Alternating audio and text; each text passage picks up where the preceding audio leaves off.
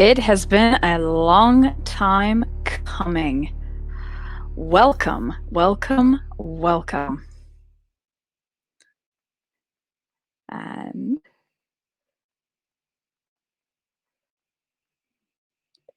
there we go. Oop. There we go. Like I said, welcome to Postcards from the Galaxy's Edge Live. This is the first time since November that PCGE has been live. And guys, I am so excited. It's a very impromptu stream, but I am going to bring on today two guests that have been kind of the production team. If you are new to the podcast, Postcards from the Galaxy's Edge usually broadcasts from a canon planet of choice, and then we will have a guest and we kind of learn about this guest in the Star Wars fandom and talk about current events. But this guest, I actually have two. And so what's going to happen is the podcast has kind of been on a hiatus for, I would say, about March, and I've kind of done more maybe think pieces called The Moment Star Wars Spoke to Me. And we've had 2 episodes so far, and next week we are premiering a third episode. And I'm going to bring on my first guest, which is Arezou Amin, who has been one of my lovely producers and coordinators, and we will bring her onto the stream now. Hi. Hey, how are you? I'm good. How are you? Not too bad. So this is your kind of canon, I would say planet of choice, but this is slightly different. It's kind of more of a realm. Also, we usually have lovely canon facts from our network canon junkie, Jerry, but I thought I'd let you kind of explain to the viewers, especially me, what is Mortis? I know a little bit of it, but I would like to know a bit more. So why did we choose this place, and what is this place? So I chose Mortis because with Star Wars, my favorite stuff is, like I was telling you, the Freaky Force stuff. And Mortis is like the epitome of Freaky Force stuff to me. So this is all going to be wrong. Somebody's going to fact correct me. But it's like a physical manifestation of the Force. And it's home to the Father, the Son, and the Daughter, who are like the godlike figures of the Force who sort of represent the light, the dark, the balance. And they are all like physical representations of that. And Mortis was featured in a 3-episode arc of the Clone Wars, which is probably one of my favorite arcs of the show. So because it's all about like Anakin confronting destiny, his role as the chosen one, and then spoilers for a very old show, sort of finding out that what his destiny is and how he's going to be Darth Vader and do these terrible things. But then when they realize the burden of that knowledge, the Father, I think, takes it away from him. So going forward, he has no idea that this is going to happen. And it's just tragic and Freaky Force stuff, and that's why I picked Mortis, because I like it so much. Nice. I do remember when I think the second or the first main trailer for The Rise of Skywalker came out, and you could see very briefly Rey had the dagger in her hand, this dagger in her hand. Everyone was like, "Oh, it's the dagger of Mortis," and I was like, "Okay, I've got to dive in head first into this headcanon." I was like, well, I don't even know what Mortis is, because there's the sword on Mortis that is the only thing capable of killing the sun, who is like the physical representation of the dark side. So I was sort of on that train too. I thought that would have something to do with Mortis, and especially because it had featured in Rebels 2 with the World Between Worlds, which has since exploded in the Star Wars conversation. So oh Lord, yes. Yeah. So explain to guests kind of a little bit about yourself. I will say I'll be very brief because I'd love to get our other guests on, and also kind of a plug. Arezou was actually on another network show around the galaxy, about 3 weeks ago? 4, maybe a little longer ago? Sorry, Pete. I know it came out the day of the anniversary of Revenge of the Sith. Okay. I remember that. So May. It was in May. Okay, great. So you will definitely get a deep dive of Arezou's there, but please, just a little kind of brief who you are and what do you do in the Star Wars fandom. So in the Star Wars fandom, I run my blog, arezouD2.com, which sort of started as a personal blog, but now it's I'm going through all of the canon books chronologically and sort of giving my opinion on them. And I will say I don't rate them because I'm very, very bad at rating things. So it's just sort of what I like about each book, because my interest is how does this all feed into one bigger story and one large narrative. So sort of the bits I thought do that effectively in each book, whether or not I like the book, because there are definitely some that I didn't. But You can probably tell from the review, even though I don't say it, that maybe I didn't like the book as much. But so that's what I do in the fandom besides not getting off Twitter ever.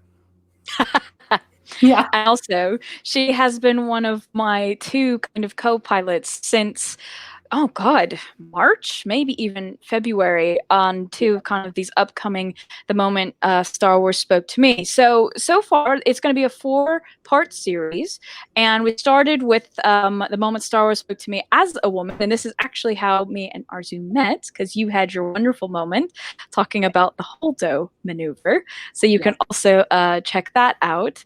But as I said, she is one of 2 parts, so I'm going to bring on Scotty, who has also been so gracious, and he has been very helpful in our 3rd episode, which is going to be the LGBTQ plus episode, where it is The Moment Star Wars Spoke to Me with Love. So please, ladies and gentlemen, give a round of applause to Scotty. Hello. Hi. Hi, buddy. How are you? Hi, good. How are you? Not too bad. Welcome to the show. I've got like 2 co-pilots and everything. So thank you for joining us. So I thought I wanted to maybe do this post-show, but it's been very crazy kind of with real world and things like that. So I thought, let's bring the creative team before the show premieres next week and kind of talk about the 2 previous episodes and how you guys have helped with this new episode coming, because it's a bit of a different one. Whereas with, and I might be speaking slightly out of turn, but with The Moment Star Wars Spoke to Me as a woman and as a father, there's some pretty established moments. Whereas with this episode, and I know we both have kind of, all of us have talked about this kind of behind the scenes, it's a bit more, oh, what's the term? Just kind of like, it's there, but there is more. So it's almost like people's moments have turned into a 2-part question kind of thing. And you have to kind of look for things. Yeah, and if you want to kind of expound on that a little bit, Scott, because you have a wonderful moment. Yeah, I know. I love mine. I think Star Wars does best when it's in books most of the time. So mine comes from a book. But I think for a lot of the LGBTQ plus community, trying to find something where Star Wars resonates with us is difficult.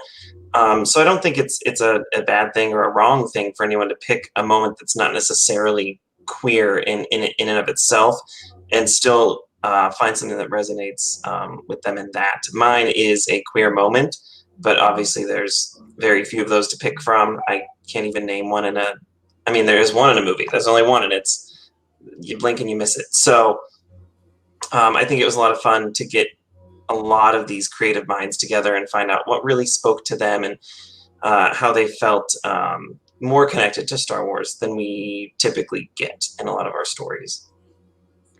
And that's the thing I will say that has been quite fascinating. One of the things I love about doing, again, I don't know to call it a documentary. It's not really a documentary, but it's not a podcast either. But I've had, yeah, I mean, it's like, okay.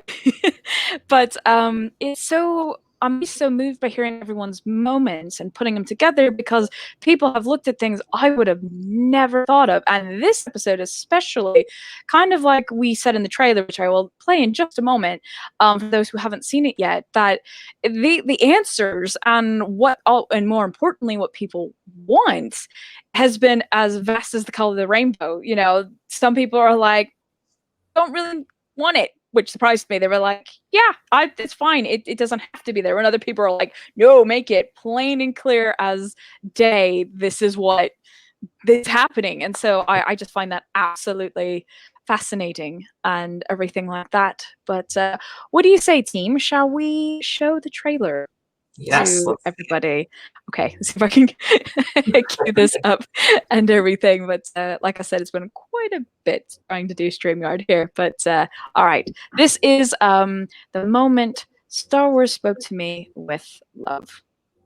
I can't think back to a time where Star Wars didn't matter to me. I think Star Wars spoke to me so significantly as a dad. Star Wars moment that meant the most to me. Star Wars spoke to me as a father. The moment in Star Wars that stood out to me as a woman. What is the moment Star Wars stood out to me as a father? The one moment in Star Wars that stood out to me. Over the last several months during this lockdown, we have heard some kick-ass moments that stood out to the ladies.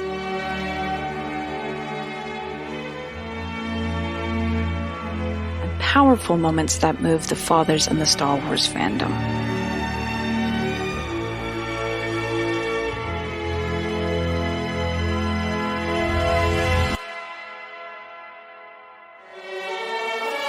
As we move on to moments that spoke to us in the LGBTQ plus community with love, we will also share what we hope to see in the future.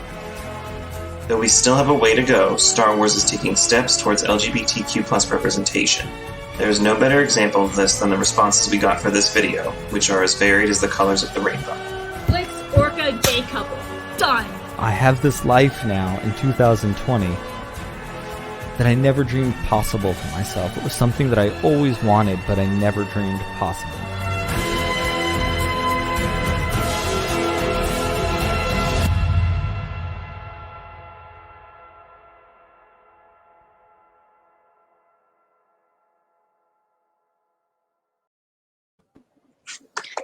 So yeah, there you have it. That's our trailer for the moment Star Wars spoke to me. I think also from kind of a production standpoint, what has made this a bit more challenging is obviously things like, for example, your moment, Scotty, is from a book. Yeah. And, with like the moment Star Wars spoke to me with like, fathers and women, it's like, great, I've got lots of video I can pull from and I can edit. When it's a book, it's like, Yeah. How as soon as you asked me to be on it, I knew my moment right away. And then I read the section again, and I was like, oh my gosh, how is she ever going to do this? I was like, I can pick something different. And you were like, no. It needs to be authentic. It needs to be real.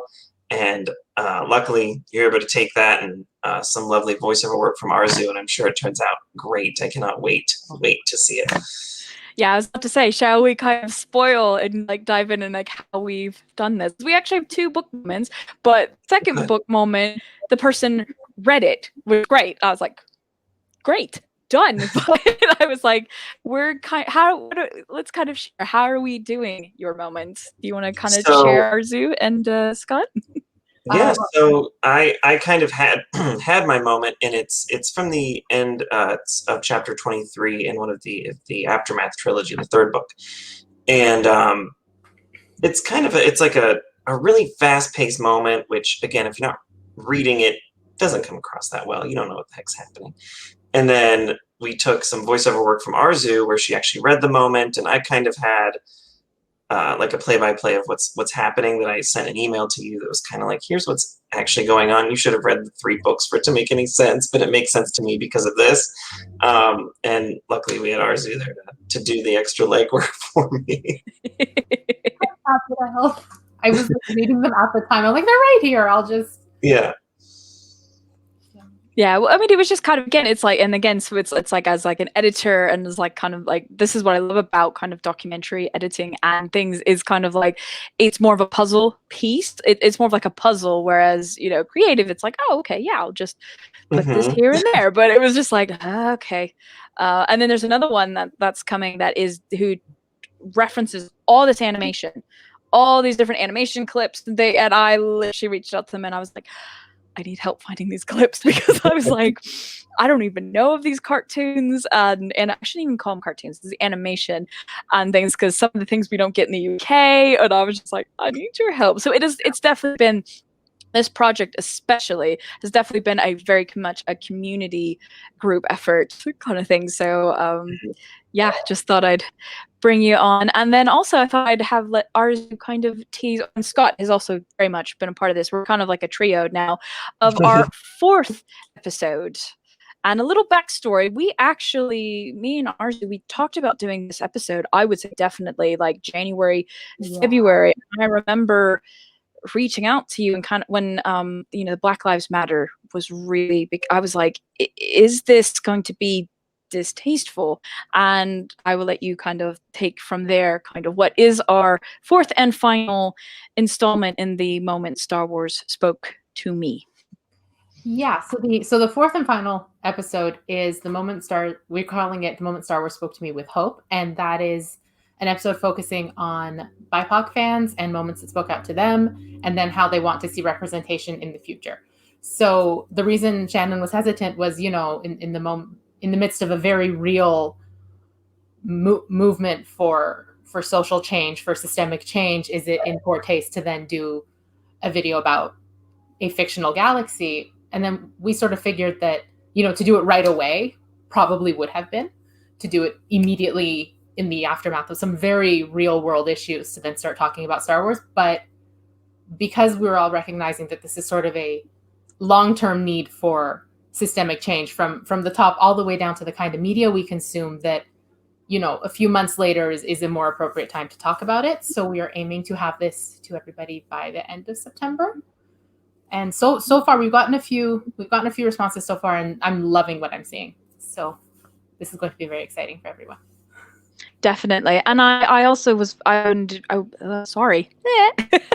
I also thought it was very important that when we're having these voices and moments, it needs to be people in that community. And yes, I'm very recently being open and vocal about being part of the LGBTQ plus community. See, even I'm still learning, and I can't even actually describe myself as queer, just because where I came from and was raised, that was such a derogatory term. I personally am not even there yet to use it as a adjective of myself. But then when it came to the BIPOC episode, I was like, this is definitely now someone else's voices. I'm just here to facilitate. So that's why I was like, I wanted to bring Arezou on as for that again. And you were definitely kind of, bless you, taking the helm and really reaching out to people, because again, it's one of those, I want the proper voices to be heard, but done in kind of the right way. And everything is such a learning experience for me. And for the platform to do something like that, right? Because I certainly, I think it's important, but I don't have any kind of platform to amplify anybody's voice. Anybody I've reached out to has more of a platform than I do. So thank you for that opportunity to sort of take over one episode of your show. Yeah, definitely. Well, like I said, I love, I guess, as some people may know from previous episodes of my podcast, where I work in visual effects, or I did. It's kind of an interesting year.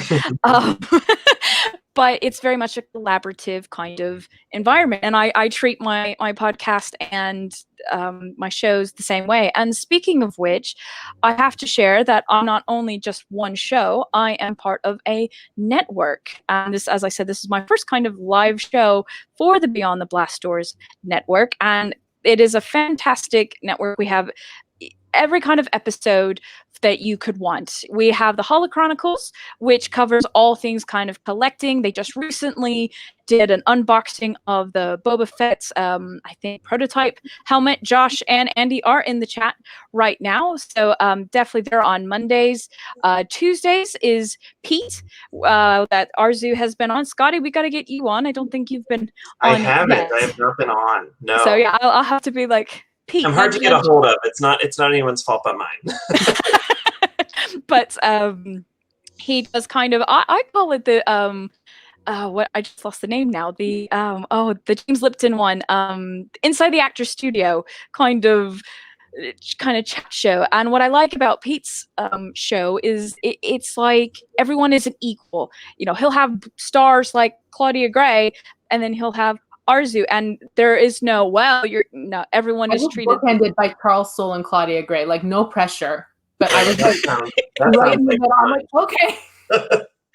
Yeah, no pressure. And then Wednesdays is traditionally me. Like I said, this kind of lockdown, kind of summer, spring, season has been these documentaries, but soon we'll kick back off with this more of a live show or as a podcast. And then it's going through the week now. Thursday. Thursday is God. Sorry. Thursday is God, my God, Josh, help me. I'm struggling here now. But let's see. Streaming Star Wars, I know, is Friday. That is covering all things Disney Plus, and that's going to ramp up when The Mandalorian happens.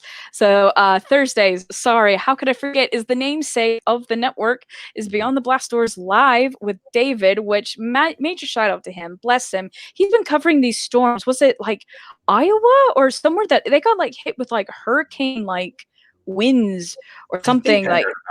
Yeah, that's the thing. Not a lot of people have heard about it, but he's been out there sending you nothing but love, buddy. And then Saturday, who can forget the crazy guys of Bombad Cast? And I mean, Bombad Cast, oh my gosh. I love those guys. It is such a magical mystery tour. They are great. They are actually coming up with some great Patreon exclusive content. So that is the other thing. Please, if you like what you see or like the networks, we have a Patreon page. We're really starting to ramp up and kick off our Patreon page. Patrons actually got a sneak peek, an exclusive sneak peek at the Storm Pilot moment for this episode. Of course, you guys did too. But so there's definitely some exclusives and things like that. So please check all that out at beyondtheblastdoors.com. Oh, that's a mouthful. Wow. Well done.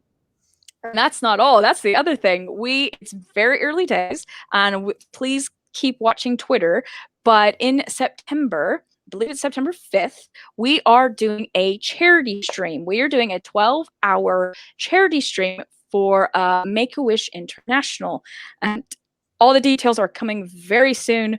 But yes, I've been big on wanting to do a charity stream and things, so we will be doing that, and we'll have you guys maybe back on and things like that. And actually, last but not least, Arezou, you are part of Force Fest, are you not? Yes, are you? I have 2 Force Fest panels. So cool. there's the Rose Tico panel on the Saturday. So I think it's officially called Rose Tico Deserve Better, which I agree. And then, yes. Then there's the animation panel the next day on Sunday. So I'm on that one as well. So yeah, I'm looking forward to it.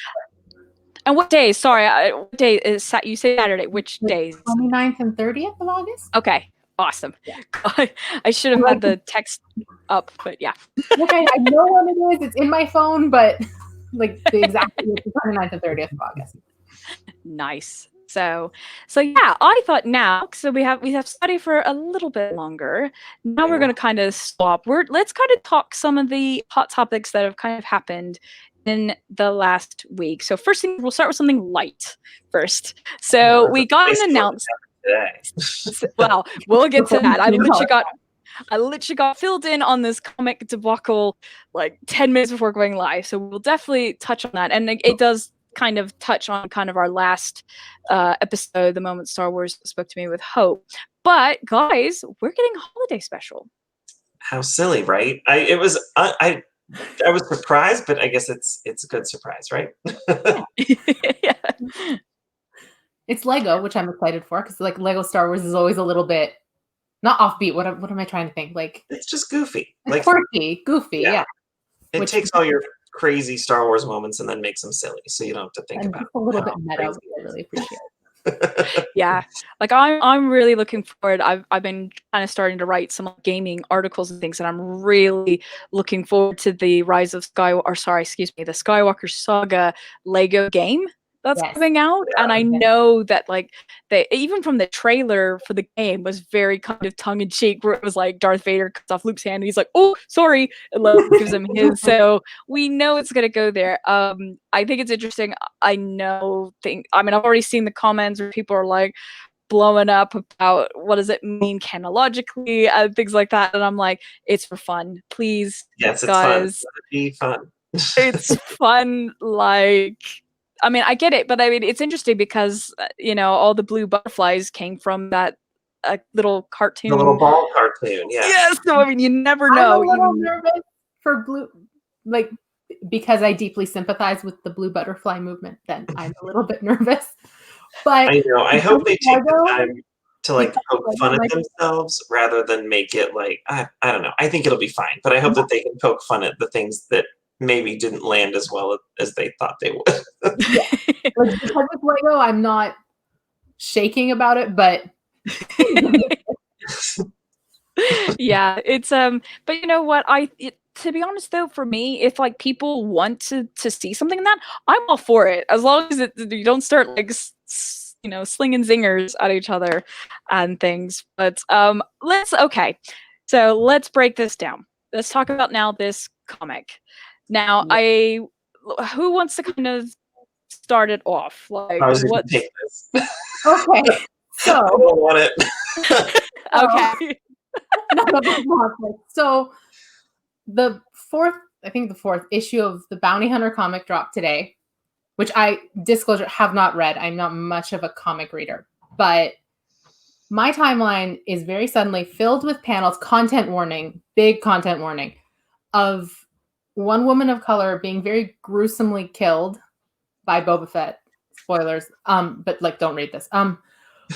Being very gruesomely killed by Boba Fett. Her resemblance to Rose Tico has not gone unnoticed. And then there's also the torture of a very pregnant lady who then dies shortly after, like out of panel, so not on the page, but it's not unrelated. And it's just the latest in this very long stream of women suffering in the comics or being killed to further a man's plot, neither of which are awesome. And there's just this big, very justified outcry that these stories need to do a hell of a lot better by the women in the stories, particularly women of color, who seem to get fridged quite a bit. Yeah, that's like, this is what happens when you're like prepping a show and like getting all your Patreon stuff, and then like you're like, oh, I was like, I haven't even been on Twitter today, barely. Like, I was like, okay, so like, I usually try to play devil's advocate, 'cause I'm always trying to like, not to sympathize, but to just see both sides. But one, because I'm still kind of learning about it, but yeah, it just. I think there's something in the Vader comic too, where like the woman, like that also didn't. Vader Dark Visions. It's like this. She is depicted as a psychotic fangirl of Vader who sort of fantasizes of herself with him in these very romantic scenarios, and then he, at the end, again, spoilers, but please don't read this, kills her, and then calls somebody, get somebody to come take the trash out. And for that to come out, a lot of women, myself included, kind of felt that, because like sort of felt like, is this what you think we are when, as a big Kylo Ren Ben Solo fan, is this what you think I'm like? Yeah. Like this psychotic woman who has completely lost touch with reality. Like, and like, it was in very poor taste. And then the appropriate outcry happened. And we're like, okay, maybe you're listening. Maybe not now with this. So yeah, it's interesting. And what's your thoughts? We were getting ready to do the show today, and I was on Twitter, and again, this happened a few hours ago, and I was like, oh no, we don't want to see this. So I don't know. I mean, Arezou said it right. Like, just don't read it. Get your news from Arezou, and I mean, you'll see it on Twitter, but it's just not good. It's not good. I mean, I saw the images and everything, and you can, again, play devil's advocate and make your own stuff. I try and do that whenever people are mad about anything in Star Wars too, because I'm just like, all right, how can we try and look past it? You can't look past it. So we actually do have a question here from the 2med2, and I wonder kind of what you guys think. My question is, did they do it because she was a woman, or they decided to kill the character and then made her a woman? I'm not sure if it. I don't know. I don't think it matters. Yeah, I was going to say that. If you have her as a woman and then kill her, that's one decision you need to reckon with. And if you're like, we're going to kill this person, hey, what if it was a woman?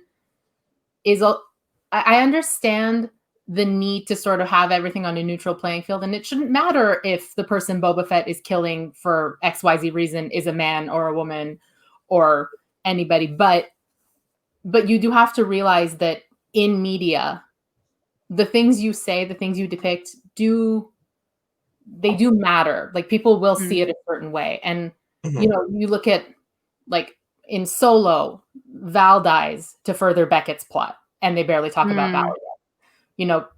I understand Padme to an extent because she's not referenced later, that something must have happened, but she dies to further Anakin's plot. I think it was Caitlin from Sky Talkers made the point that, you can make the case that Leia died to further Ben's plot, although she doesn't see it that way, neither do I, but you can make the case that happened. So it does seem to happen a lot where women are dying to further men's plots. And that is, you can want to keep things completely neutral and be like, it doesn't matter, but you do have to realize that this is becoming a trend in in Star Wars. You have to think about how little the representation is for a queer BIPOC female. You get one, and then they kill her. Like, right. It'd be different if I had 15 comics, you know what I mean, and then one has to go. But it's the only one we get. It's the same way with all the characters that they kill. You know, you get the one, and then they have to go, and it's really unfortunate because, again, the whole reason we're doing this series and had issues filming our series is because we have nothing to pull from, and the ones that we do get killed. So that's a bigger problem in my eyes. Definitely, which is actually it makes me think of sorry to interrupt, of a film that recently came out that's been doing quite well on Netflix. Well, again, I can only speak for the UK. Don't know about Canada or America, but is The Old Guard. Yeah, because I The watched Old it. Guard. Yeah, so spoilers for The Old Guard, not spoilers, but there is it's basically these immortal soldiers, and two of them are gay lovers, and they are from the Crusades and things. And this is where I'm very kind of naive, because I didn't even think about it until like people bringing it up, that this is one of the few times that a kind of gay outright, we're being straightforward with you, outright gay couple, and they both live. They're not one tragically dies, because I didn't even realize that it's like, oh yeah, I guess 9 times out of 10 you'll have, these characters, and then one has to tragically die. They never have that happy ending, and that doesn't happen. And like I said, by doing these moments and these episodes, I'm learning these things that I'm like, oh yeah, I guess I've never even thought about that. So I wanted to know, like, normalize the happy, healthy queer relationship. Yeah. Do that in more media. Yeah, exactly. And hopefully, we are getting there, and it's, everything is progress, and, slowly but surely. So, when we're at the point where we have 15 comics with a queer BIPOC woman, and one of them needs to die for the plot, okay, because there are these 14 other comics where that doesn't happen to her. But not the same character. Star Wars, please don't take this as an invitation to get me invested in a woman and then kill her in issue 50. That's not what I'm saying. 15 different women. And then so yeah, I think Scott was absolutely right. Thanks. I try, because just like Stan said, we're all still learning. Every time I think I understand something, you don't. So it's learning is good. Yeah. Well, I would say, because I used to consume like my media, and I would just have kind of my worldly view, and I guess I don't have a lot of expectations, and I don't say that people that do that's bad or anything. I just don't. I'm like, oh, it's a character, but then it's like, by talking to you guys and everyone, I'm like, oh, okay, yeah, and it's like me, for example. One of the things I kind of say is, as kind of someone who's bisexual, one of the things I can say is, I'm tired of seeing characters that if they're bisexual, they're automatically promiscuous, kind of thing. Oh, yes. Or or it's one of those, and you too, if you don't mind me saying, Scotty, sorry. Yes, you're that it's just like, or you kind of get the, oh well, it's just a gateway, like actually they turn out to actually be straight, or they actually try. It's like, no. No, but it's also quite tricky. And this is one of the things I was thinking with listening to everyone's Star Wars moments, because it's not something that's physically tangible, being I'm going to try to say this carefully, a gender or an ethnicity, because it's an intimacy thing that also make it harder to be represented in Star Wars, because of the age level, because again, they always keep saying Star Wars is kind of meant for the 12-year-olds, and when kind of basically sexual preference is brought into it, does that also make it difficult for representation, or could I be completely off base? I think where everybody gets tripped up is when it started, I guess, getting called sexual orientation, having the word sex in there, like, well, it's not for kids, but we sit 4-year-olds down in front of like Disney movies. There's couples in those, and those aren't inherently sexual. Yeah. And a lot of those Disney movies put women in terrible predicaments for their men, and it's like you're portraying like a bad straight relationship. Come on. Exactly. But because it's a heterosexual relationship, suddenly it's okay for kids, but they're there are definitely kids out there who have parents who are in a same-sex relationship or non-binary parents or something, and there's nothing inherently dirty about that. So I would say that what I oh God, I'm really sorry tonight. Is one of the things I think is also interesting that I feel Netflix is doing it very well is that it doesn't bang you over the head. And again, this is where I'm going into everyone kind of has different things. For like, I worked on The Dark Crystal, and I love that they literally, one of the characters just goes, "Oh, my two dads," and like that's it. There's no big explanation. There's no, they make a point. I mean, it's just spoken to like it's absolutely normal. And then another show, Lock and Key, it's maybe not as well known, but it was another one we did at my work that one of the guys was just like, yeah, okay, I'm gonna go meet up with my husband. I mean, it just was said, like it was nothing kind of thing. And I guess for me personally, that's kind of where I wanted to, where it's like kind of like you're saying, Arezou, it's just there. It's not like okay, kind of bang you over the head. And that's what normalizing is making it normal. No one needs this. And I think if I can speak for you, Shannon, for a minute, you hate it when you are that center of attention. Oh, here's Shannon, she is this. Let's tell you her story and why. It's like, no. I'm just a normal human being. Yeah. This is what I like. This is who I am. Whatever. It doesn't need to be this giant thing. Like, normalize it. That's what that means. Normalize it. Yeah, definitely. That's something the Star Wars are really good at. Like, somebody will just say something like an offhand comment about a pilot in the hangar. And it's like, oh, he was out with his boyfriend last night. Well, I hope he can fly or whatever. And then that's it. We're not going to talk to him again, ever again. So just stuff like that. Like, because he's just he's not one of the characters, but exactly. You know what I mean? Yeah. Like, well, because didn't they do kind of with Holdo in one of the Claudia Gray books? Yes. Holdo is canonically pansexual. Yes, I didn't read that book yet, but I do know that, and I love Holdo. And I'm bringing that up because actually stepped on screen, I was like, she actually calls Leia boring for her sexual preference because Leia's like, no, I like guys. She's like, seems boring, but like whatever floats your boat, and then they move on. I think while they do this, so it's just the whole scene is great. But I think they're talking about like Leia's crush in the Senate, and then Holdo's like, anything else, like anything other than human males, and Leia's like, no. Holdo's like, okay, I love kind of limiting, but whatever. And then they move on. Yeah, see, that's I guess for me, because it's very simple. I'm like, hey, that's cool. And that was actually, I wanted to bring that up because no one mentioned that in any of their moments. So I was like, oh, okay. It's that one I actually knew. But yeah, so why we have say again? I think like maybe the book just flies under everybody's radar. Don't read Bounty Hunter 4, but you should read Leia, Princess of Alderaan. I love it. So while we still have kind of Scotty for 10 more minutes and things, just kind of wrapping it up. Anything else kind of on our radar we want to chat about? Or is that pretty much it? Not sure if there's anything else that I can think of that's like, because we haven't had much news, so I'm like, I don't know. We're kind of really, I know like a while ago they announced the Bad Batch. I'm honestly not excited for that. Like, I'll take any sort of Star Wars content. Obviously, I love it all, but like, and we saw it coming, but it's like, I don't know. I really don't care that much.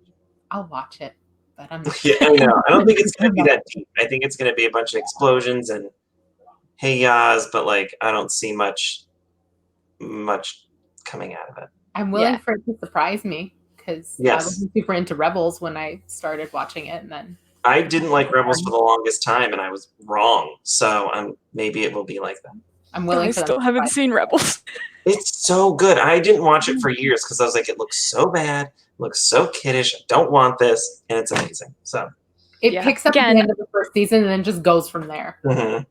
I think again for me it was one of those like enjoying like people's moments. Like Ahsoka is a big one, and I know Ahsoka is in both Clone Wars and in Rebels, and it's like it's funny. I know all the twists and turns and reveals because of just speaking to fellow content creators and things. I almost like I don't even know if I need to watch it because it's like I know everything, but you know the twist, but it just hits so much better when you have that build up and you watch it happen. Yeah. It is Like, true, because like watching the moment of Ahsoka leaving the Jedi Order. Yeah. You know, everyone talked about it, but then when I was watching it to edit it for a moment, it was like, oh, okay, I gotcha. And it's different. and again, kind of to make it full, like kind of to bookend this episode. Again, that's one I think I love living vicariously through other people's moments, like the whole Han Solo and Ben Solo moment and the Rise of Skywalker. It didn't fall flat for me. I was more like, holy crap, Harrison Ford's here. Yes. And I loved the mirroring of it and how it was very much shot. And the visual effects were done by Yoshi Vu. Big shout out to him. But it wasn't until like Andy from the Hollow Chronicles was sharing how it really touched him, and him sharing his moment with it and hearing, and it just, oh my god, I was literally crying like the next time I watched it, because now I can almost feel someone's experience with it, and that moment now matters more because I now know a face and a name and a story that just deepens the lore even more. And I'm so happy now I have shared moments with both of you and different episodes, and actually Arezou's going to have another one, and so it's really exciting. And yeah, stick around to see the 180 my moment takes, like right around the halfway. I can't wait. It's gonna be great. So where, guys, we'll start with you, Scott. Where can people find you and get in touch with you if they want to have a chat? I'm not a big content creator. I'll help out if needed. I know I really should be. I don't know. I don't have like the setup or anything. But everyone can find me on Twitter at Scott Gibby. I'm trying to be positive most days, just hanging out on Star Wars Twitter, doing the most we can do. I do have an Instagram as well. It's Gibby710. That's more of my personal life. You're not going to find much Star Wars on there, but I guess if you like me enough, you can follow me on there too. If you want my Star Wars hot takes, you have to stick to Twitter. And I do some light gaming on my PlayStation, but nothing online, so you won't. We need to have a game night, the three of us, because we're PlayStation. We need to do that. Yeah. We had a great ladies' night, even though, bless her, poor Arezou, we didn't know her mic wasn't working. Nobody could hear me. It was great. We were doing Ewok hunt, and it was the first time she ever did it. Oh my gosh! See, I skipped the Battlefront 2 era, and I should get back into it after done creating stuff for it, and it got really good. But after Battlefront 1, I was like, I can't. This was bad. Now you got to give it another try, please. I know. I might get back into that, and I just started playing Final Fantasy 14, which is an online game, not Star Wars related, but that's not the only place you'll find me on my PlayStation right now. So. Nice. And what about you, Arezou? So I am on Twitter at Arezou Amin, where I am also unleashing all of my Star Wars hot takes. Half of which are positive, and the other half are just me being an extremely salty Raylo. I am also just be prepared. It's not all sunshine all the time, but I promise I'm always polite, unless you're rude to me first. And then I'm on Instagram. I'm ArezouD2 there, and my website arezoud2.com if you want to hear me try to be nice about all the Star Wars books.